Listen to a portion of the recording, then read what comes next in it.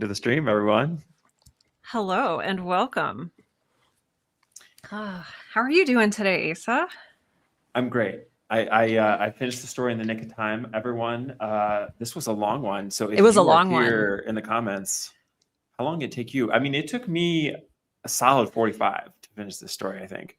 Oh, it took me, this is embarrassing. It took me over an hour and a half, Over an hour. Well, almost 2 hours. maybe I'm being like generous. Maybe I'm like overestimating. Maybe I it don't actually know. did take me Or longer. or it could be my ridiculous and prolific notation. So, Amazing. I uh, included some new. I had some unprecedented. I put some hearts on this, which is not exceptional as a statement, but it's not something that I do. So I had a lot of LOLs in my notes here. So this is I can't wait to hear everything you wrote down. same. I'm Um, excited. This is, well, before we get into it, yeah, yeah. If you're should here we? in the chat, hello. Yeah, Yeah, yeah. let's welcome people. Hello, everyone. This is our Wednesday afternoon science fiction, speculative fiction club, story club hour. That's not what it's called. But I'm Sarah, and here with me is Asa. I'm a writer, podcast producer living in the Midwest. And Asa, who are you? Yes, hi. Yes, I am Sarah. I am Asa. I am a friend of Sarah's, and one of the great things happening in my life as a writer is this story club context here every Wednesday. This time, Sarah and I are working our way through this anthology of science fiction short stories edited by Anne and Jeff Vandermeer. Today, we are discussing a story called The Star Stealers. Another cool thing in my life as a writer also involves Sarah, and it is on Oh, Thursdays we read short horror stories. So those are two things about me. I'm a short story writer. My background's in screenwriting. I'm having fun on YouTube, and we're so glad you're here. Yeah, that's the rough down low of it all here. And the idea is that Sarah and I are both writers, and we've been reading these short stories through the lens of writers, engaging with these texts to try to see what we can learn from them.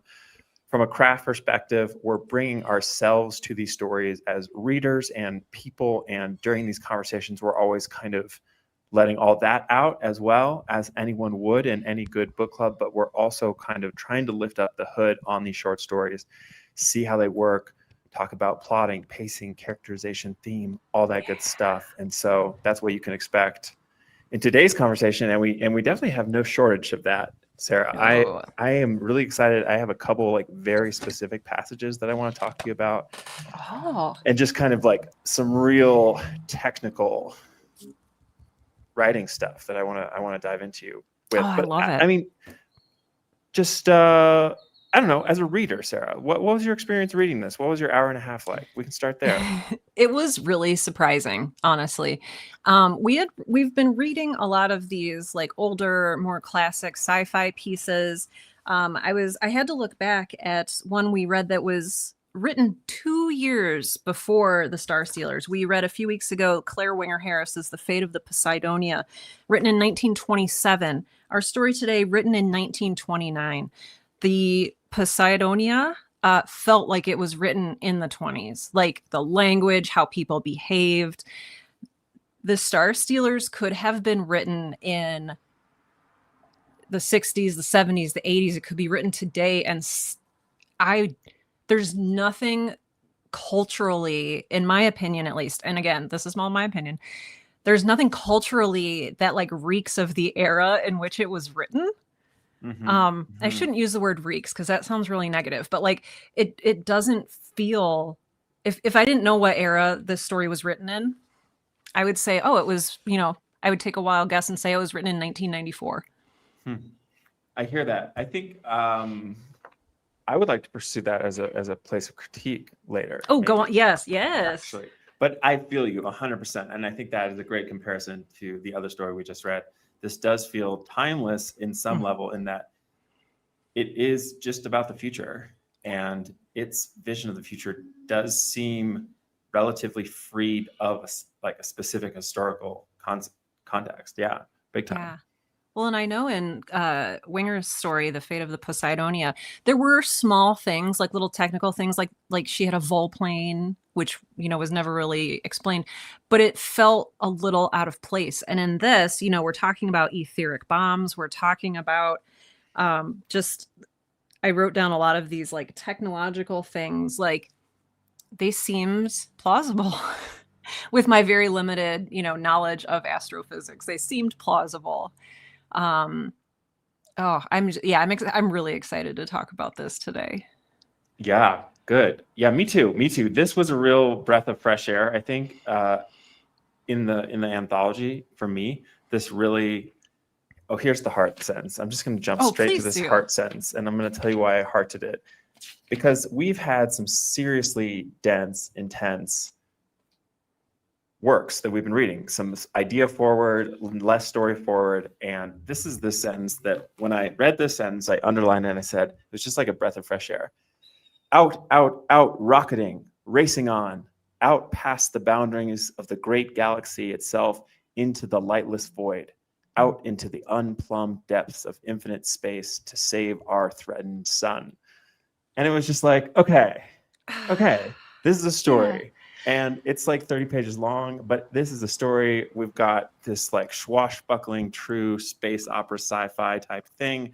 I don't need to wrap my head around the sort of cultural context of like late 1800s. Where were we? Bangladesh?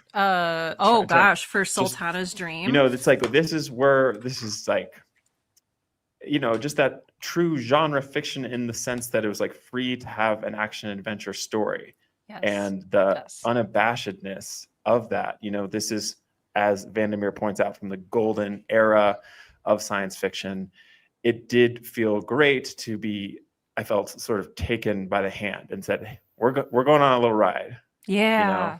I did. That was like, I really enjoyed it, I did too. And I think for the same reasons. I want to get on, talk about that a little bit too, about the enjoyment of the story as opposed to a lot of the other things we've read. But first, we have some comments coming in. Oh gosh, here we are. Sorry. Yes, I'm so glad you brought this up. Laura Huntress. Okay. Hi, friends. A gorgeous little inky wonder. What is the gorgeous little inky wonder? That is baby Cyrus, my cat.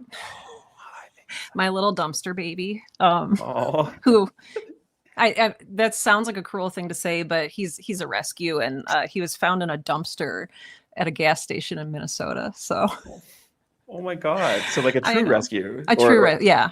You found him in a dumpster. You didn't find him at a shelter. No. Somebody.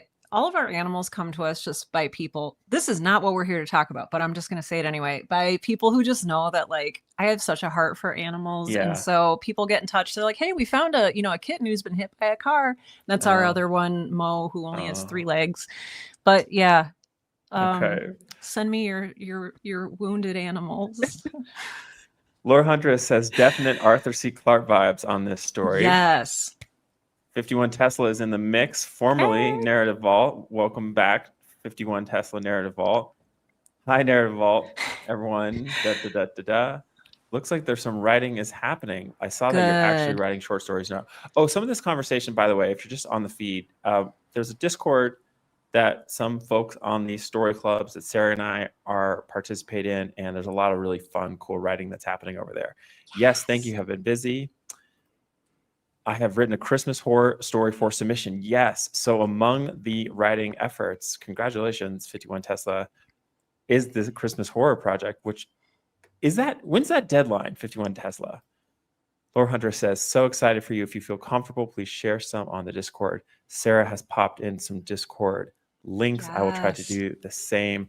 Yes. Yeah. Well, welcome everyone. It brings me such delight to see folks engaging with each other. It's been such a delight to meet you all on this community, and to see everyone interacting with each other is a real thrill. It is. I'm so glad that everyone's working. Love it. So let's go back to, if it's okay with you. I know we were just talking about like how this story hit differently than a lot of the other ones we've been reading. And I was thinking about why I got into science fiction in the first place.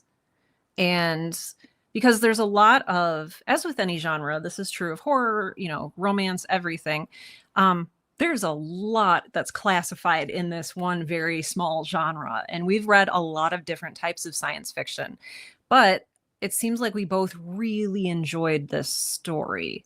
And can you tell me a little bit, I guess, about why that is? And I shouldn't really ask you leading questions like, oh, do you think it's, but Yeah, I enjoyed it. I enjoyed it a lot. I mean, it's definitely a kind of story that I would not seek out. This is definitely a story that I am glad that I'm engaging with, and just again grateful to be doing this with you, Sarah, and to be in a story club where some of the material, some of the input is not like served to me by some algorithm that knows me really well. It's like, okay, this is like an outside vector. I think I enjoyed it because I just felt the writer's enthusiasm for the world that they were creating. It just felt like really imaginative, that this person just had so much fun writing this, and just to see it, I really felt like a movie in my head. I guess so many like amazing scenes. I think that is why I liked it. I mean, I think the thing I loved most about it maybe came towards the beginning, in the sort of depth of which it described light and dark and black and white.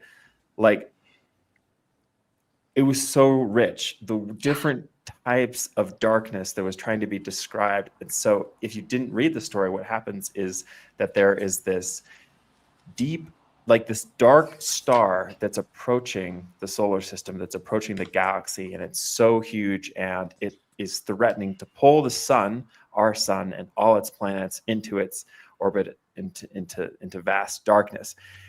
And this captain and this ship, they're moving towards it, and they get closer and closer and closer. And yeah, just the way the amorphous quality of it is described, it's like the shades of black, and it's like black to gray to this luminous white. And that was so rich and vivid for me. So that was like almost like sensual. That was my favorite part of it. So yes, those are my overall thoughts. But yeah, we can look at some of those passages later. But yeah, I think in big picture, I just felt just like a sense of delight and play. And I actually really appreciated the lack of characterization. Yes. These characters are flat. Flat, if not comical. And it's like, it's okay, because it just, that we're not here for that. We're not here for that. We're here for the big, dark, scary star. We're here for the aliens, and just the story knew what it was interested in, and just that's where it went for. And it like was really unabashed about its preoccupations as a story. And I appreciate that as a writer, even though I would never write a story like this, even though I'm not going to go read the rest of Hamilton's stories. Hamilton. It's just like, this person knew what they wanted to write about it, and they wrote about it, and they had a good time doing it. And that's, and you can feel it. Yeah. I love that. I love that you brought that up, because Stephen King, on writing one of his, I feel like that's kind of like a good starting place for anyone new to writing. Is a lot of us start with Stephen King's book called On Writing. And he talks about, I believe this is not going to be an actual verbatim quote, but he says something to the effect of, if you are having fun writing it, your readers will pick up on that, and they will also have fun reading it. And like, you really hit on that here. Like, Edmond Hamilton, or either that, or he's just like, I don't know, he's a great liar. But like, I felt like he was having a great time writing this. Like, and it made sense too. I looked back in the bio that Jeff and Ann Vandermeer have provided for us. And like, he wrote, and I don't know if this has anything to do with it, but he later wrote a series called Captain Future for little kids. And like, can you imagine this energy? Like, I'm sure that was like really delightful to read. I can totally see him writing like Captain Future. Yeah. Just like it's like, it goes hard on the adventure. And you also mentioned earlier the term space opera, which I had only heard, gosh, in the last few years or so. like in relation to movies like Star Wars, where you have stories told in space, really epic adventures set against a backdrop of like war or cultural strife. And so I don't know, like knowing that like literally cannot get over that this was written in 1929.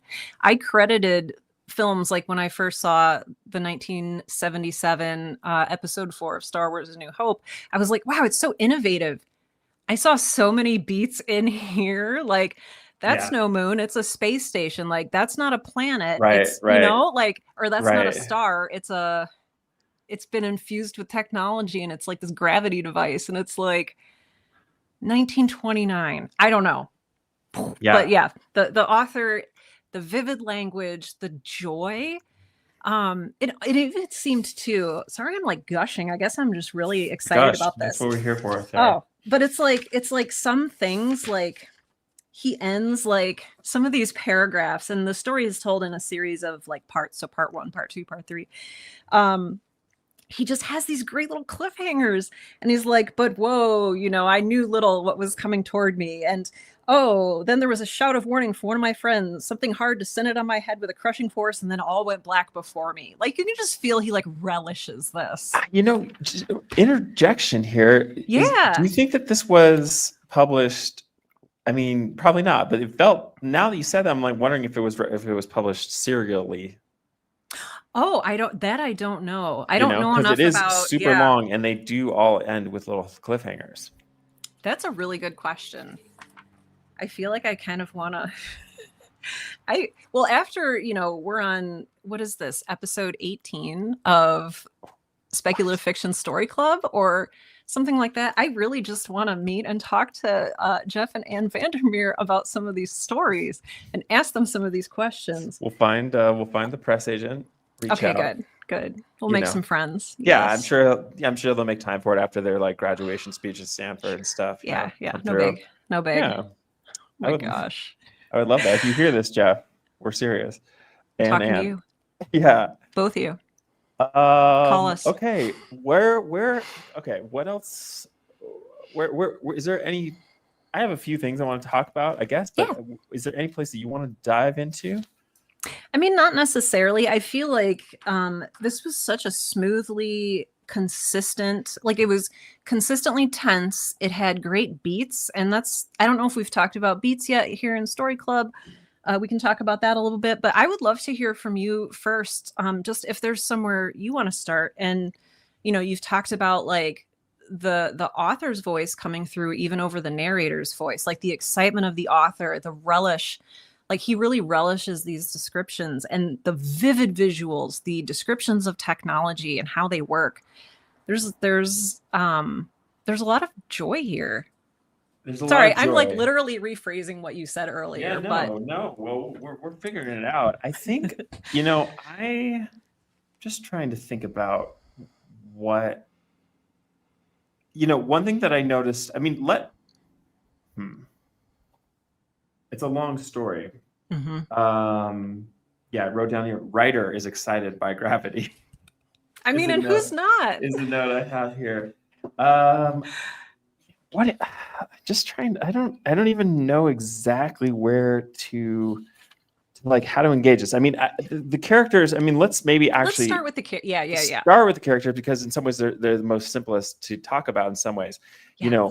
I had several thoughts about the characters, one of which was the first, that our protagonist, we know next to nothing about them. They basically don't have feelings one way or the other. They're sort of vaguely heroic. And we can look closely at the handful of that one little like technical like little thing I want to look at is with that. Their names, they both have these alliterative weird names. Yeah. Horace Hole and Ran Rarick. And I imagined like the dialogue also, it just like comes as no surprise that this person went on to write comic books and so on, because like every time they talked to each other, it just felt like they were like shouting. I mean, it almost felt like an SNL sketch of like to the bridge, Yeah, like, it was like a caricature of itself. Right. And and just it just is so silly. And I Can was you wondering to what imagine? extent that is, I don't know. Yeah, if that was like how characters are supposed to function in this. Like, are they specifically supposed to recede and become kind of two-dimensional so Mm, that we don't notice them? Right? Is it mm, is it is it is that a viable thing? Is like, are mhm. we not really supposed to be paying attention to how the captain feels so that our attention is focused on the aliens and their amazing technology? You know? I think so. I think that one of the very first things I noticed, and this was the first note I made, was the first sentence of this story. As I stepped into the narrow, and then I totally I kept reading this as bridegroom, but it's bridge room. It's just two letters that are reversed, but it's in first person, which again for this time is Right. unusual. And the fact that it's in first person really gives the reader a self insert. And so the reader can have these experiences. You're essentially embodying yourself in Ran Rarick as like he is making some decisions, directing his crew, but largely observing. And what I've noticed is Ran Rarick is our set of eyes for this adventure. And it's not an adventure of motivations or character wants and needs and personal growth. It's a survival story. And Okay. Yeah, that's it. That's survival. You're right. It is a survival story. yeah, it's I would even say it's almost survival horror. It's not quite horror, but there's some horror language throughout that really caught my attention. And again, we can talk about that later, but you bringing up the fact that Edmond Hamilton wrote for both Superman and Batman, I can and I can see not only I have like 9 things I want to say, sorry. I can see that that might go into shaping like a lot of us, see comic book characters as like 2D, not super advanced. I mean, today things have changed, standards have changed, but like the original Batman, sock pow, take that Joker, um, again, allows the reader to self-insert. They're the hero, right? They can see Right. themselves. Right.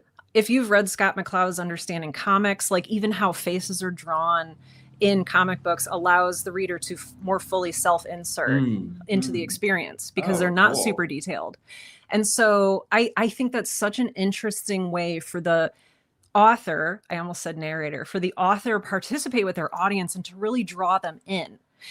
And it's really interesting. Sorry, I'm going to keep going on about this because I'm so Oh, excited. we're here for all 9 and Oh, 10 and 11 perfect. there. Oh my gosh. And often in sci-fi, more than horror, more than romance, more than mystery, sci-fi is often about like ensemble casts. And I think this is another thing that's interesting about the cast. You see this in Star Trek, Star Wars. You see it in the Leviathan's Wake series. You see it in Firefly. You see it in all these different science fiction properties. There's an ensemble cast where each cast member, each character is like one aspect of the whole cast's personality, right? Okay. So you've got, and you mentioned this earlier when you said, like, oh, this captain's not really a person.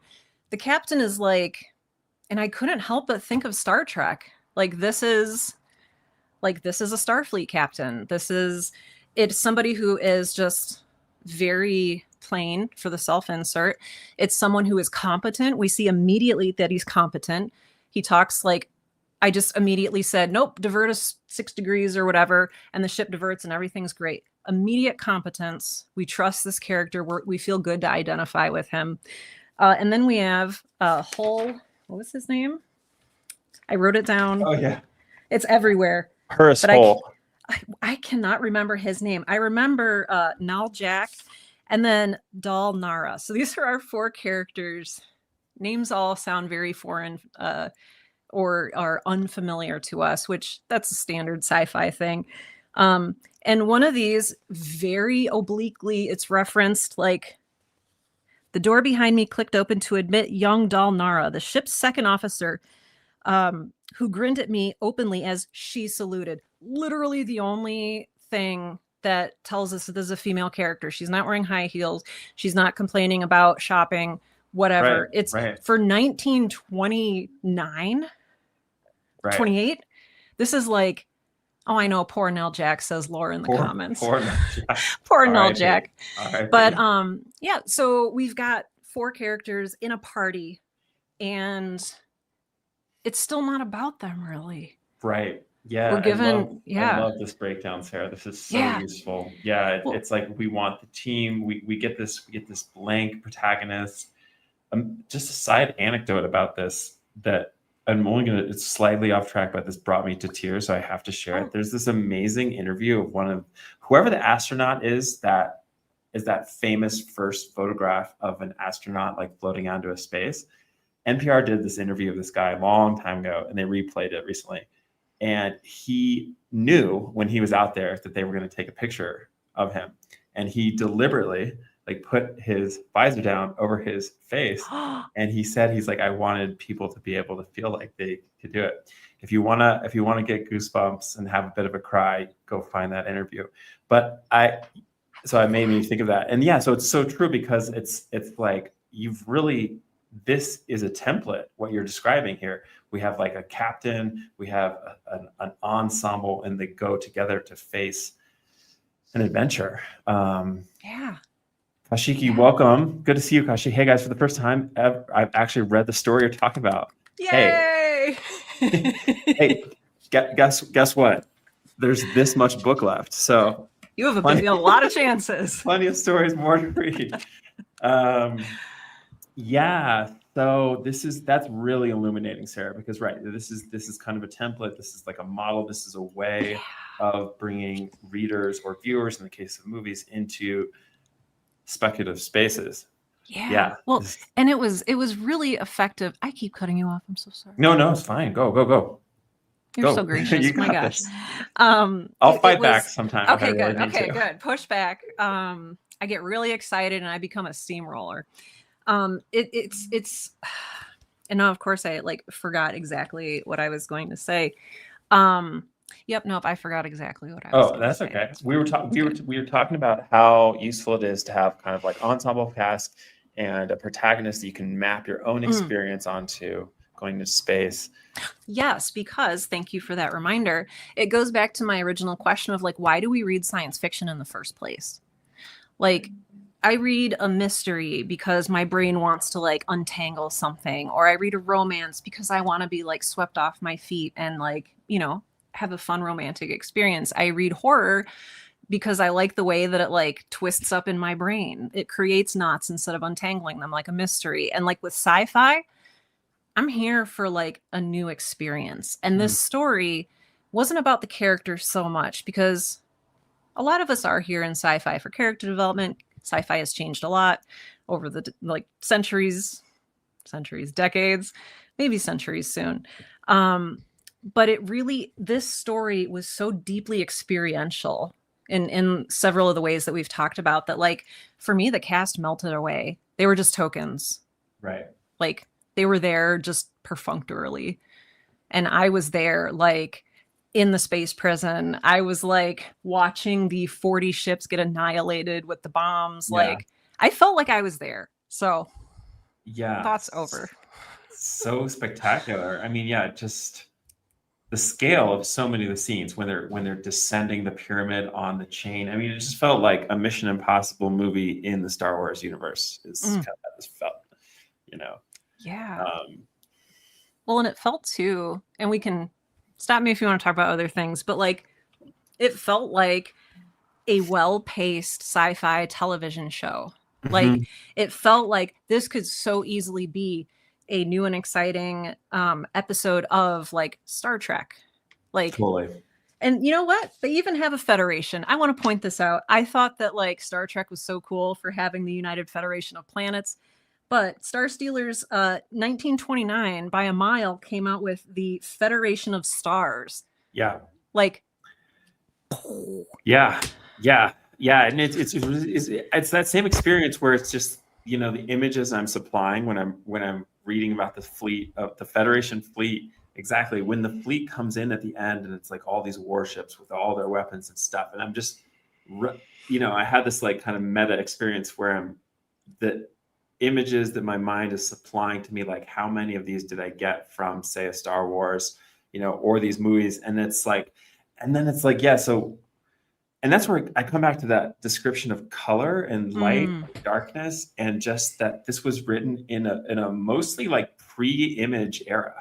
Yeah. Right. Yes. I mean, okay, you said 20s. When do people get TVs in their house mostly?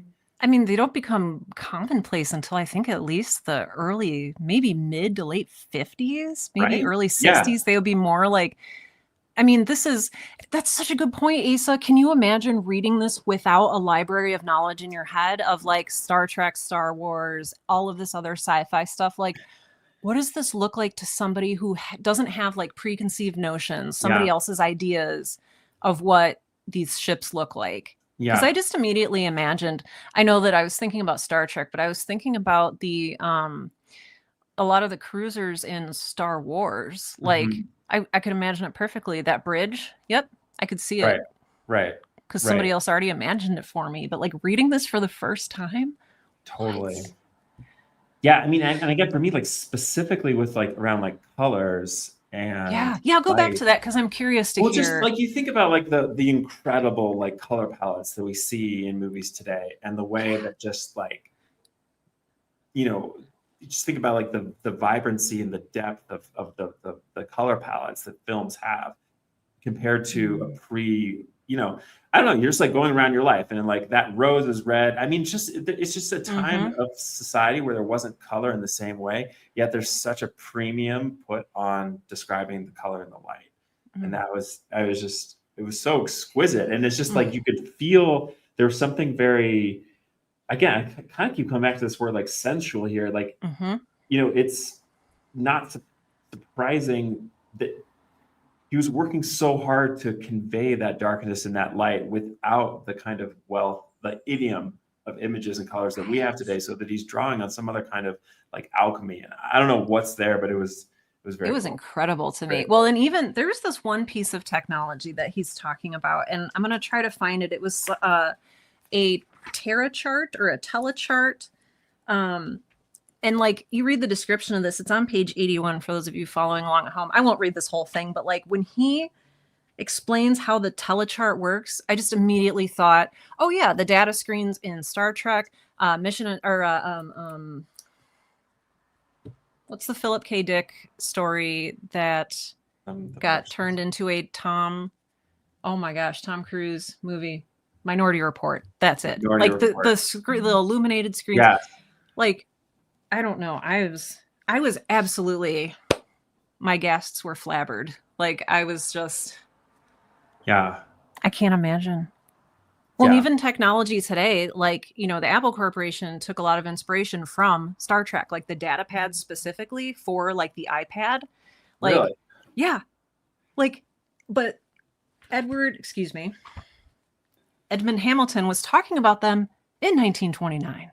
Yeah. So I'm just over here like freaking out. Have you are you checking your library for Edmond Hamilton collections? I will be. Like, this is incredible. Okay. I love your point too about color, the vividness, the descriptiveness. Like, it was so riveting. It wasn't a philosophical exercise. It was an experience. Yeah, I love that. Can we take a look at these like little like technical things that I want to talk to you about? Yes, please. I'm so here for it. I had it and I lost it. Okay, stand by. I'll come back. Oh, that's okay. That happens to me 100% of the time. Yeah, I think there's some people in the comments talking as well about, and I can't pull up those comments. Yeah. Well, you look for that, and I'll just say, let's see. So, 51 Tesla says, good point about images. 60 Hangers says, the author must have hung out with scientists and astronomers. Yes, there is such, given what I know today as like a person living in I had to look at the calendar, 2025, because time doesn't work anymore.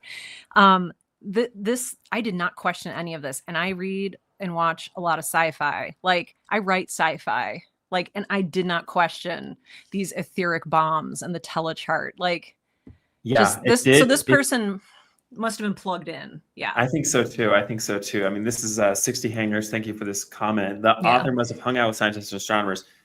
Definitely. Maybe Star Trek got their ideas from the story. I mean, without a doubt, right? I mean, Yeah. this is And Star Wars. Yeah. foundational stuff. Yeah. Okay, Yeah. I found it. Okay, good. So this is at this is the second column of 94, and this is towards the end. And what's happening here, if you didn't get to the story, or if Kashiki, this is towards the end, essentially we're in the action. It's a big time action scene, and the captain and his ensemble have come back to the ship, and they're planning next moves to like escape the aliens. And I'm just going to read this little bit for you. Smoothly, it shot down to the ground, and we stumbled to its side through the waiting open door. As I staggered up to the bridge room and the third officer was shouting in my ear, "We sighted you from the forest," he was crying. "Came out in the cruiser to get you." But now I was in the bridge room, brushing the wheelman from the controls, sending our ship slanting sharply up toward the zenith. Okay, so did this strike you at all, Sarah? Just it's just like the fast forward there. Like we're in the middle of a scene, and then just all of a sudden he fast forwards us up onto the bridge. I didn't notice it because it was such a modern. It felt normal to me. Yeah.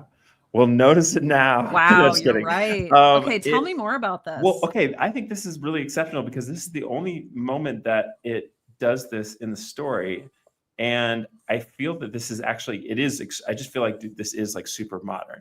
Like the scene doesn't come to a conclusion. In fact, the sentence doesn't even come to a conclusion. Like, came out in the cruiser to get you. I was in the bridge room, and just all of a sudden, and I adored that elision and not needing to see the rest of the scene and just like jumping ahead. And it comes here towards the end as we're hurtling towards the ending. Anyway, if you're joining one of these streams for the first time, Sarah and I, we always kind of try to look for things in these stories that we can pluck for our own writing. And I love this. I love the fact that just like, okay, where I'm going with this. So I'm going to move ahead. But I still want to give you a little taste so you can feel it, so you can feel the flurry of activity. And then I'm going to fast forward. I mean, it's great. And it keeps, like, I've noticed, like, throughout the whole story, the pacing is very well done. Like, I never get like, okay, can I get to the end of this paragraph? Like it felt very smoothly paced, even with the, at times, lengthy descriptions about the environment or like how the technology worked. But this fast forward, it's so conscious of the pacing of this story. And it's so good for an adventure survival story like this. Like, because he knows, well, I don't want to give anyone credit, but it appears like the author knows that, like, when I get to like the end of an exciting story, like my brain is like already like a mile ahead, like projecting, oh, will this happen? Will this happen? And like the narrator just goes along with it. Do you have any idea why it feels so well paced throughout? Can you point to anything that you can like, that you think does that? I think there's a difference here too between doing it well and doing it in a way with which I am familiar and which resonates with me. So like, I'm not going to say that this is necessarily well done. I should amend that. I should say that like, this is done in a way that stories today, I feel are paced similarly to this. If not short stories like flash fiction, then like a novel today, like Leviathan Wakes, is paced like this. It's paced exactly like this. And so I think that just surprised me too, because we've been through the other stories in the collection they also have their own very deliberate pacing, but it doesn't feel this, like there are clear beats here. There's the like, oh, here's beat 1. We're going to end here. Here's a beat. Oh, it's our last chance to get on the cruiser break. Like, right.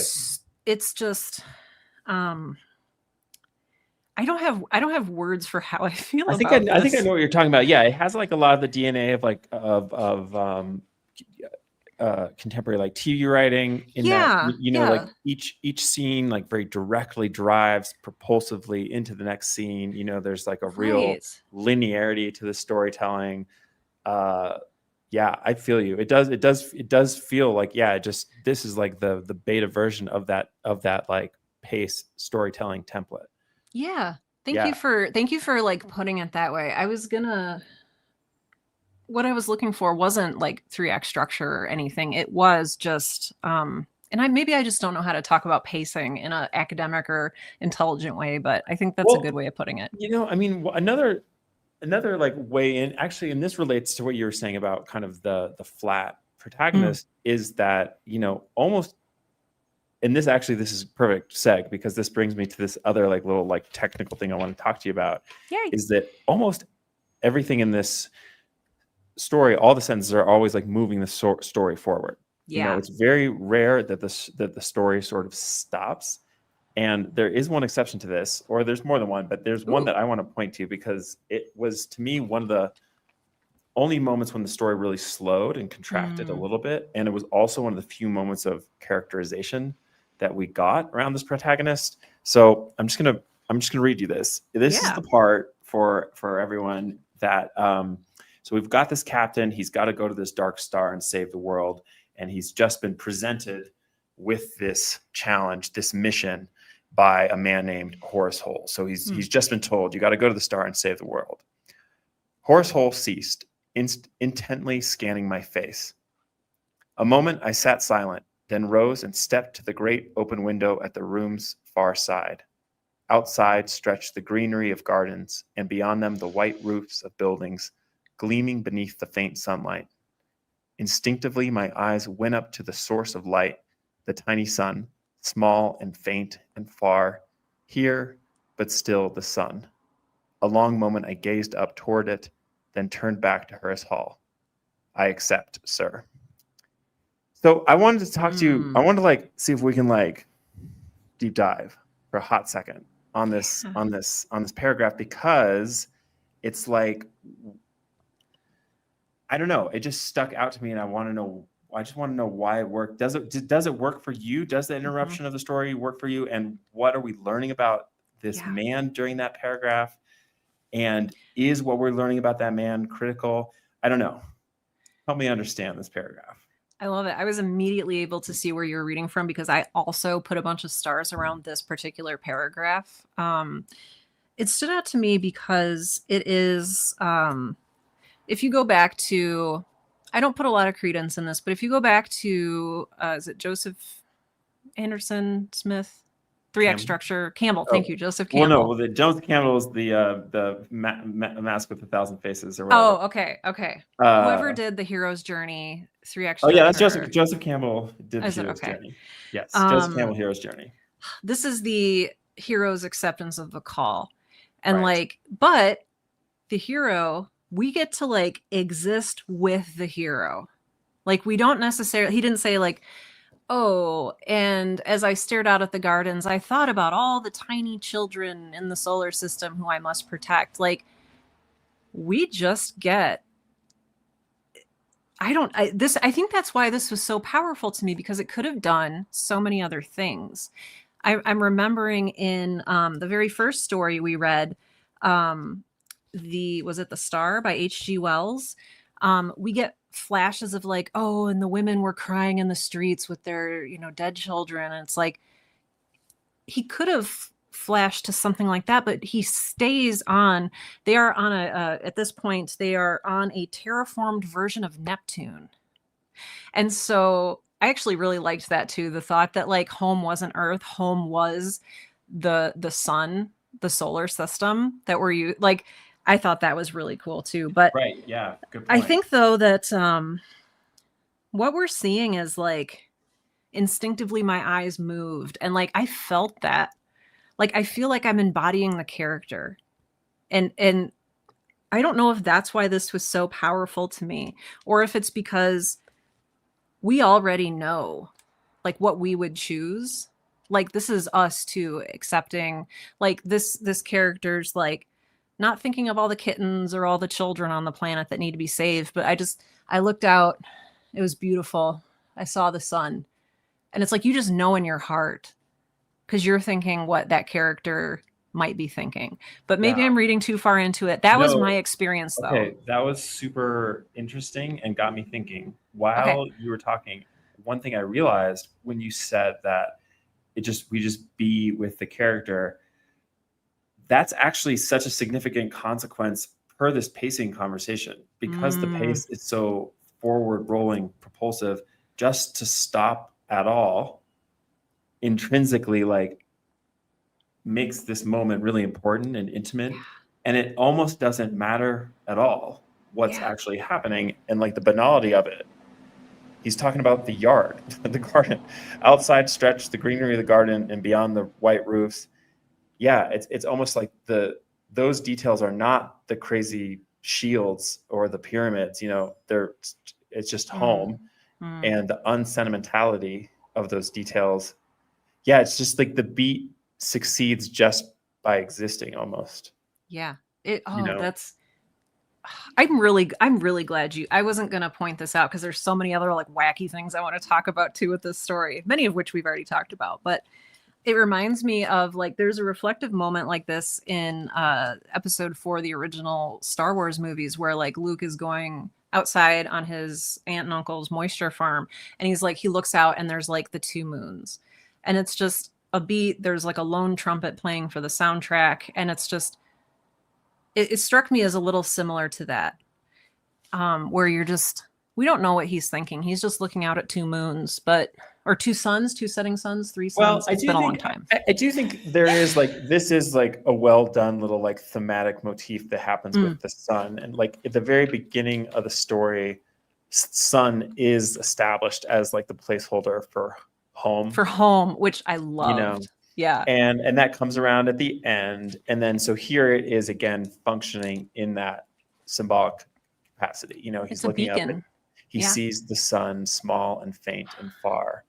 So it's like very like poetically and elegantly rendered. But yeah, it's doing but it's like, it's home. It's home. So it's like, it's not a beat that's like completely empty of kind of like, but it's quiet. Yeah. I'm glad we talked about that. Yeah, me too. It just allows us to like exist in it a little bit. And maybe it helps too that it's near the beginning of the story. You showed like later on, we're almost fast forwarding through stuff like this. Right. Yeah. So I think I almost want to go through and just read this again now with all this in mind. Other parts that you love. Yes, but also, lest I seem too much of a fangirl about this piece, I just want to point out something that like today we might laugh at a little bit. Okay, yeah, because I laughed a lot. So let's hear did you? Okay, good. So just a few pages in, page 79, we're getting an info dump from, I cannot keep this guy's name. Horace Hull. Horace Hull. I'm going to like get this tattooed on the back of my hand. Horace Hull is like, I had to circle this because he says it several times. So he's explaining like, as you know, Ran Rarak, the universe itself is composed of infinite depths of space, in which float great, et cetera, et cetera. You know, too, that our own cluster of suns, which we call the galaxy. And then like later on, he does this several times, and I get it. It's a short story. You have to pack a lot of information and you have to share this new world with us. But it's like, brother, when we were born and we were raised on a farm in Kansas, it's like, that's funny. I didn't notice it here, but I did notice it when he is describing the aliens' grand plan when the captain's been knocked out, and he's like, so I went and talked to their leaders. And it's like, he's like, and this is what they told me. As if there's like any reason whatsoever for these aliens to tell him all of this. Yeah. You know what I mean? Yes. I had a similar thought there. But my subsequent thought to that, Sarah, was like, be lazy here. I don't care. I don't care. Completely forgivable. With the chain, when the chain just fortuitously their escape rope.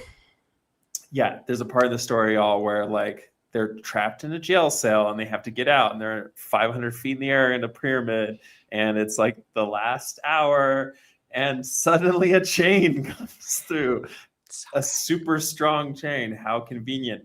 And I was like, I don't care. I don't I don't care. Like, care. you don't care. Like, you don't, that's not what this story is about. And I'm just Mm-mm. going to like, get on this ride with you. Mm-hmm. So I'm going to let Mm-hmm. that happen. Oh yeah. Yeah. Oh yeah. Very Farscape for me. Like that moment, especially that the last minute daring rescue. Like it was great. It was. I'm willing to like overlook so many like things that we would consider now like just do's and don'ts. Like Right. I don't care. I had Yeah. fun. This is just like just kind of like a one little grace note sentence that I thought was really beautiful. When they're falling towards, when the ship is going towards all the little blue semi-spheres, when they're Mm, going to plunge into the control tower to mm-hmm. manually turn off the switch. And now up toward us, we're rushing the blue, excuse me. And now up towards us, we're rushing the brilliant blue hemispheres of the pit, the great pillar and upheld cage beside them. This is so subtle, but I loved it. And like, this is kind of where I'm at, trying to learn how to write sentences right now. I love how the image is not that the ship is getting closer to the pit, it's that the pit is moving closer to the ship, you know, privileging the POV of the people in the ship. Like, it's Yeah. just like a real slight choice there that makes that sentence more powerful. I think that's so interesting too, especially in the 20s, late 20s like this. I don't know how many people would be like going to see like films regularly or like, but it feels like such a visual choice like you were saying earlier. Like understanding that that's even a choice to make like perspective wise like for these characters. It's just so Yeah, deeply imagined. yeah, and cinematic. It really is cinematic. That Yeah. is so cinematic. Like, if you think about it, like the wide shot here is of the ship and the hemispheres, and you see the ship and you see the hemispheres. In a movie, you cut to, you're in the cockpit looking at the blue hemispheres, and they're getting bigger and bigger and bigger because you're looking through the point of view of the people on the ship. Like, that's how you would see that scene in the movie, and that's exactly like how that sentence gets written. Yeah. It's very cool. Very cool. Good Very writing is cool. good. Good writing is good. I Good feel writing, like that. good writing is good. Oh, Good writing okay. is good. We Yes. have, you know, who hasn't come up in this conversation yet is Mm. H.P. Lovecraft, Yes. who context we learned from the intro. These two writers, both Lovecraft and this guy Hamilton, wrote for Weird Tales, Mm-hmm. and it's said for a fact that Lovecraft very probably read this story, you know, among other stories of the Yes. skies, because they were just both populating this magazine with their stories. Mm-hmm. And I really felt some strains of like, and again, it goes back to like my favorite part of the story of all is like the beginning in the black, dark, shadowy star. Yeah. But did you feel any kind of like cosmic? And if so, where? And if so, how? Oh boy, well, did I? I had to go back and look up. So, The Call of Cthulhu was published in 19. Oh my gosh, it's on one of these. Okay, 1928. This story was published in 1929. So they were definitely like contemporaries. And as a person, so I read ongoing. I read the little bio before I read the story. Asa historically has read the bio, the little intro after reading the story. And so I read that and I saw the mention of Lovecraft. And I think that was already in my mind when I was reading it. And I circled a whole bunch of on page 81. He uses, I'm just going to go down that first column on the left. Yeah, let's hear it. Behind and around us now flame the great panorama of the galaxy's blazing stars, but before us lay only darkness. Darkness, inconceivable. And then a little bit later, our ship indeed seemed to be racing through a region where light was all but non-existent, a darkness inconceivable. And then a little further down, I knew, let's see, other galaxies like ours, titanic conglomerations of thronging suns dimmed to those tiny flickers of light by the inconceivable depths of space which separate them from ourselves. And I read one more bit. Except for these, though, we fled on through a cosmic gloom that was soul-shaking in its deepness and extent, an infinite darkness and stillness in which our ship seemed the only moving thing. So there was so much going on here Big time. that like my Lovecraft alarm like went off.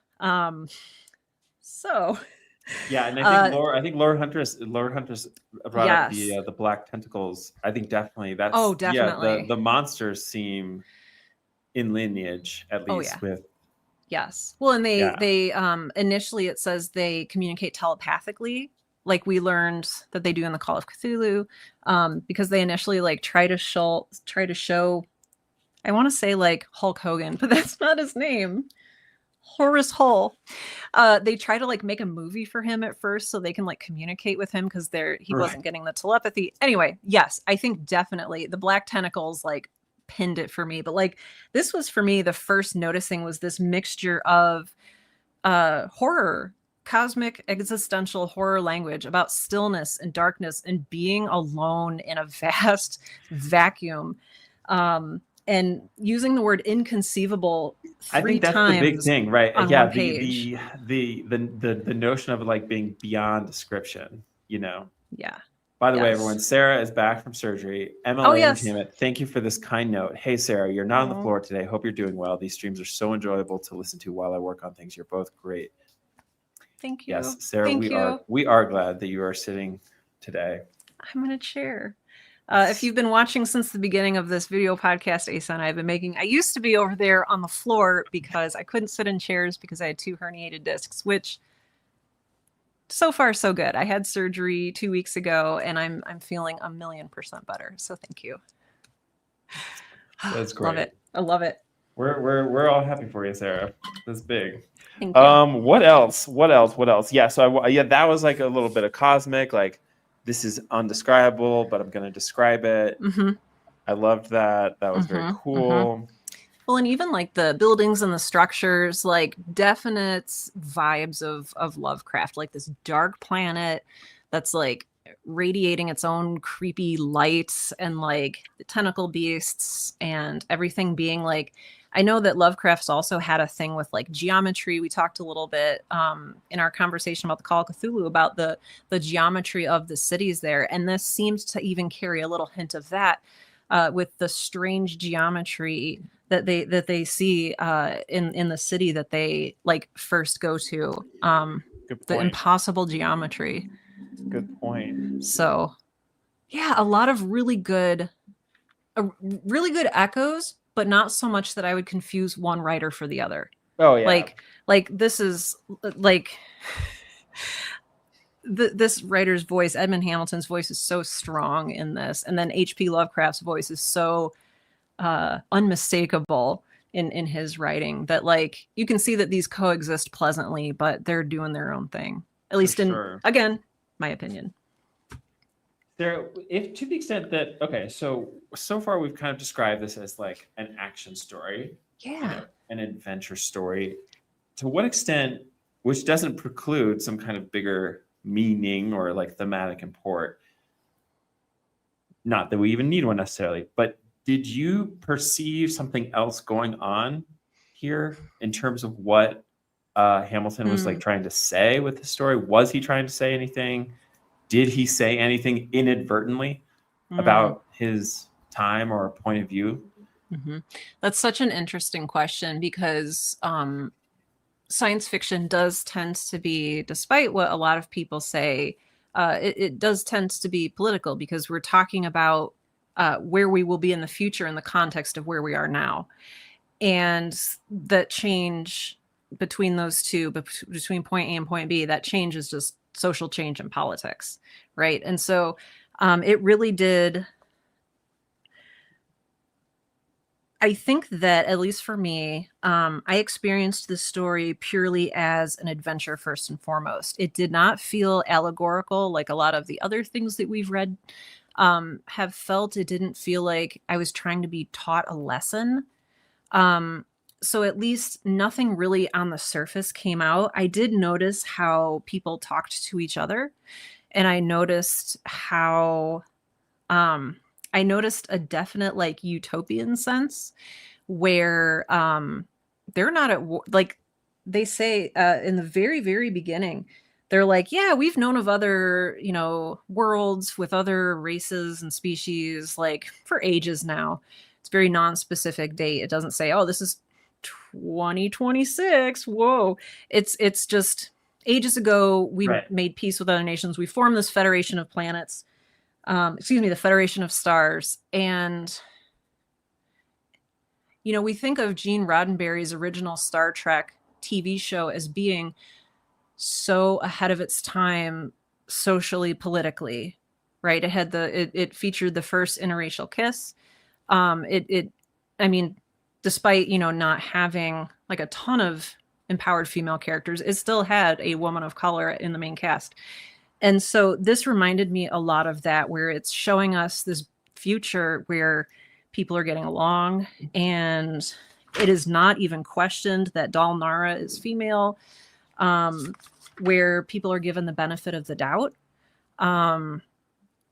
It seems, and I thought it was very cool that Star Trek and Star Wars are so diametrically opposed, I think, because one of them is like focused on the war and Star Trek is focused on diplomacy.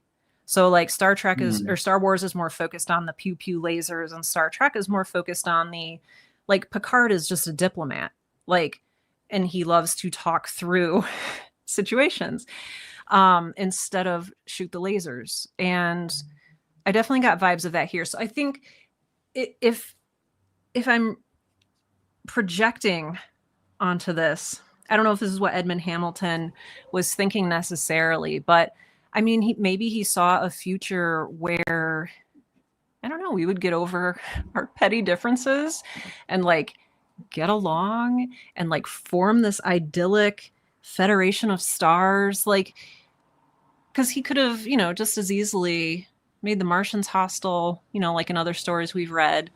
And Right. there is a hostile race here, but it's so distinctly, one of the first things he says about these aliens, I'll call them, is that they are 100% non-human. He cannot empathize with them. They are triangles with like one eye and like two red ears, and like they are, again, part of this incomprehensible new dark planet. And I think that said a lot too.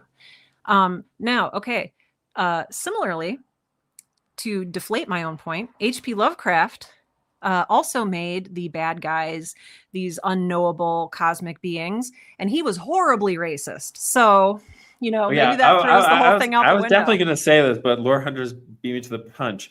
They do mention that she chooses a beauty salon as her reward at the end. Okay, fair. Do you remember that part? Yeah, fair. Yeah. Fair. Yeah. No, but it's funny. I'm so glad I asked this question because I actually, this story struck me as actually really fundamentally conservative to me. Oh, go on, please. Yes, tell me Yeah, more, because I want to hear your thoughts. It felt like the triumph was a return to order. To the status quo. Yeah. I mean, Yeah. and that was like, it's not even in, I think like, this is getting super kind of like English papery with it, but I'm going to go there. Like, I think it's like the joy of the end wasn't so much that like, oh, we're saved as a species and like we can go have like go to a birthday party for our kid again, or like we'll be able to sing in the shower again. It was literally that like things are trying to, let me find the choice sentence here. The last sentence is, then about our outward racing cruiser was darkness, the infinite voids, eternal night, and the unchanging, glittering hosts of wheeling, flaming stars. Like the end is actually an affirmation of an abstraction that was there before and after. And so, yeah, that was like, there was something about this, just like the kind of the sun as the home. There was something, that was actually my experience of this, is like what it was saying that it wasn't saying was like, and I don't even know, like, I mean conservative here in the most broadly, because like, yes, like at some level here, socially and culturally, this is a far cry from kind of the sort of divisiveness that we see in Lovecraft's like conception of humanity. Yeah. But we do see it's basically like things are good. Okay, that's what it is. That like at the start of the story, this is a world that's good. Okay. Mm-hmm. It felt very like actually like post-war America, even though we're in the 20s. It's like this is the world. The world is good, and we are good, doing good for it. And this is a world we're fighting for.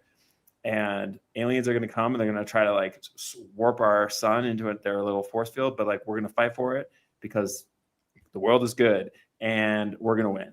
You know, that's like that was kind of like the mm-hmm. that was like, to me, those were like the underlying assumptions of the worldview. I appreciate you saying that. And I know we've talked before in other stories about change being, well, and this is a clear theme in horror too, but I mean, even more in science fiction, is change, is that a threat or is it a promise, right? Is change a good thing or a dangerous thing? And there's different types of change. And yeah, the change in the Star Stealers is we're going to get annihilated, which change equals bad. And so at the end, like a return to normalcy, I mean, is idealized. But yeah, oh, that's such an interesting thing. I think I'm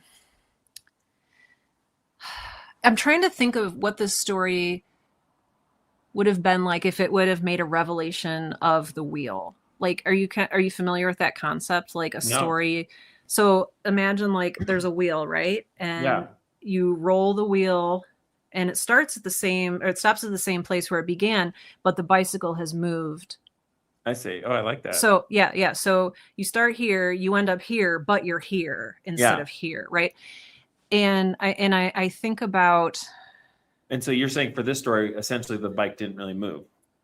Like a crisis was averted, but like the bike, it's like the bike didn't get hit by a meteor or whatever. Like it also didn't move. Yeah. A revelation of the wheel wasn't completed. I think that's what makes it feel like fundamentally conservative. I can see that. Yeah. Yeah. I mean, in a much softer way, you know. Yeah. In a much softer way than like, it's not worth getting into contemporary politics. But but just like a simple like, that's interesting. That's interesting. Yeah. And I do think that like science fiction, particularly like the more recent stuff, and I'm stoked to see where we get in this collection, is this more like prophetic idea of like, where could the bike end up? And that is the power of the genre, is like that we can drive this bike anywhere we want because we're not confined to this world. Yeah, let's hear it. I wonder if the bike didn't move forward. Sorry about this metaphor, everyone, but it's all I can think of. But like, I wonder if the bike didn't move forward and if we didn't feel a sense of change because our characters didn't change, because our characters didn't have an arc, because our characters like, and so I wonder if that's the piece that we're looking for that isn't there. It's like the personal revelation like of a character who changes their mindset or is forced to change in some way. Again, this is more of a survival story where basically you survive. And survival is like preserving life. That's the status quo, like preserving life as it is, like surviving. So I think there's a lot of interesting, I think that's such an interesting point to raise. I think what you just said is super convincing. I think that totally could be it.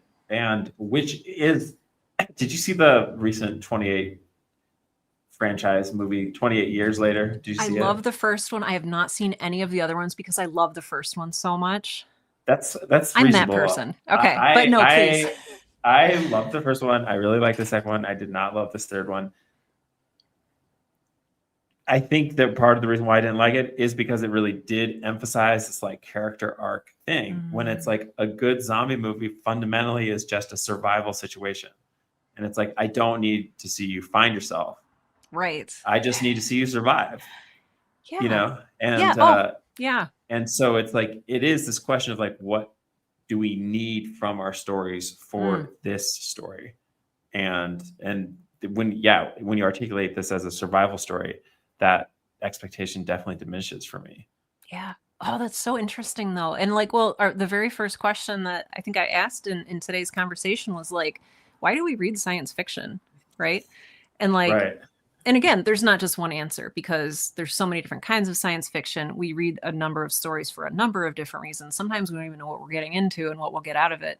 But yeah, definitely one of my favorite sci-fi series. I don't know if you can see it up there on my shelf, and I've name dropped it like 3 times already, but the Leviathan Wakes, the Expanse series by James S.A. Corey. Really, really gets in deep with character development. And for that, it works because it's like the books are all this thick and, there's a ton of them. But yeah, so that's part of why I read that series. I like the characters so much and how they grow and build. But like something like this, and it's interesting because I'm thinking like if you were to workshop this, would your teacher be like, hey, you don't have any character development, you should fix that? When really, like, is that the point, right? I feel like you would have the wrong teacher. Yeah. Okay, good. I think it just shows that, like, so many things that we think of as, like, best practices or rules for writing, like, oh, you have to have a character that goes through a meaningful transformation. No, you don't. Yeah. Yeah. No, I love that, Sarah. And I love that. And I just think that, like, just being reminded that all those rules can be broken. Yeah. And if you can break them well, then break them well. Like, you'll get something that's delightful to read like this, that like completely sucked me in, even with 2-dimensional characters. Totally. Okay. Maybe the most important question of all. What are you going to take away for your own writing here from this? Any big ideas, little ideas? Yeah. My takeaway from this is something that I've been thinking about, and then you articulated it really well, was just how much fun the author was having and how much it feels like the author was having fun when he wrote this. It reminds me that, like, I don't have to write to impress anyone. Like, I don't have to, like, this is not going to be, like, whatever I'm writing, here's my writing for today. This does not have to, like, pass some kind of peer review in order for it to be, like, fun or good or meaningful. And I don't know, this was really refreshing just to read a fun adventure story that, like, that had me hooked and had me invested and had me smiling and underlining things and drawing little hearts. So that's my takeaway. Wow. How about you? I love that. I pointed to the places that I think I'm going to kind of hold on to, the little, like, almost like postmodern. It's kind of actually remarkable. Like the scene ends in a sentence of dialogue, and just jumps from there. And just again, like how effective breaking formal rules can be. But even more than that, like break them, kind of per this larger conversation. Like just break a rule and see what happens. And then just that other little piece that sometimes it just like actually changing the pace of the story, the disruption of a pattern in and of itself can have enormous impact on the reader, like despite what is even said in that beat. Lore Huntress. That's true. I think there were a couple of character arcs in 28 Days Later. Selena definitely learned to care about and take care of others instead of only being out for herself. I love her. She is one of my favorite horror characters, honestly. Like, and the way that she, like, sorry, we won't go into 28 Days Later now, but I mean, it's a beloved franchise. Yeah. No, I mean, I haven't seen it in forever, Lore. I mean, maybe what I'm just responding to is like what I felt to be like a kind of forced character arc in the new one. Maybe it's less that, because it sounds like there totally were great character arcs. No, don't be sorry. No sorries here. No, I want to hear. We're here. This is why we're here. We want to hear from you. But that just goes to show, it's like, I'm here. I'm sitting here talking about how, like, it didn't distract maybe in the original one. Whereas or it felt like you said, it didn't feel forced. And right. I know that there's a lot of like checklists, especially for like studio movies to like be Big made these time. days. Like, oh, is there a love triangle? Check. Oh, is there um will this translate well to Chinese and or Russian audiences? Check. Will that like there's this obscure checklist that is part of modern script writing. And it does. I haven't seen that movie, but I've seen other movies where you just feel like something Yeah. is there, not because of artistic vision, but because it needed to, a producer needed to check a box. Yeah. I know we've both gotten notes like that, Sarah, in our respective careers. Y'all, what a great Wednesday Story Club. Tomorrow, Horror Story Club. Yes. If you're joining us for the first time and you want to read another story with us, talk to us about it. Tomorrow we're reading Sheridan LaFanu's Mr. Justice Harbottle. Mr. Justice Harbottle. Yeah. I haven't read it yet, so I'm excited. Yeah, and then another thing I want to tease is we're going to be back on Friday with a horror writing workshop. We had a lot of fun, and Sarah and I, respectively, have been working our way through this little mistress of a horror theory book called The Weird and the Eerie, which is an investigation of horror specifically through those two lenses. So on Friday, we're going to do a horror workshop about the weird and the eerie. Yes. Tell your friends. Bring your people. Yes, join us. It will be really fun, I think. I'm really excited to learn. Yeah, go ahead.